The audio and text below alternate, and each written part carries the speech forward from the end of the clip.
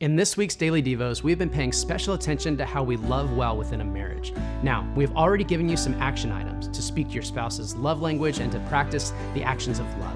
I just want to put one last thing on your radar that many of us can overlook: prayer. Prayer is essentially any time we talk to God.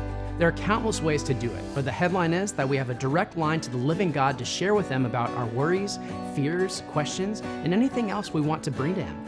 So why not pray for our spouse? Some research suggests that only 11% of Christian couples pray together regularly, and the number isn't much higher for Christians who pray regularly for their spouse. As we are being intentional about loving well and acting out our love for our spouses, prayer is another way we can do this, and a simple one at that. There are a lot of ways this can look. You might just add your spouse to your already existing prayer time. You may begin your day with a regular prayer specifically for your spouse. You can put a reminder on your bathroom mirror and pray for them while you're brushing your teeth.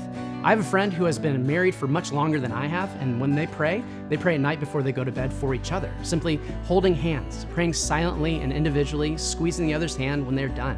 Regardless of where you're at in your marriage or in your relationship with prayer, there is an entry point here for you. If you remember back to week 1 of our Marriage Hack series, Pastor Jim talked about a spiritual intimacy that is missed by most couples.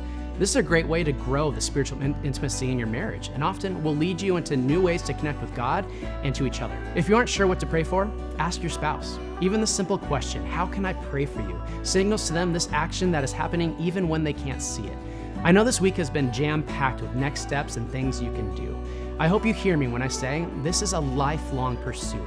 If you choose to do one thing this month to love your spouse better, that's amazing. If doing something in all 3 of these areas seems daunting, make a note in your calendar for a few months down the road and try a new one. You don't need to do all these things at once. Our deepest prayer for your marriage is that you experience it as God intended, as a symbol and model of God's sacrificial love for us. And please know that as you pursue a marriage with God at the center, He is just so pleased to honor your efforts.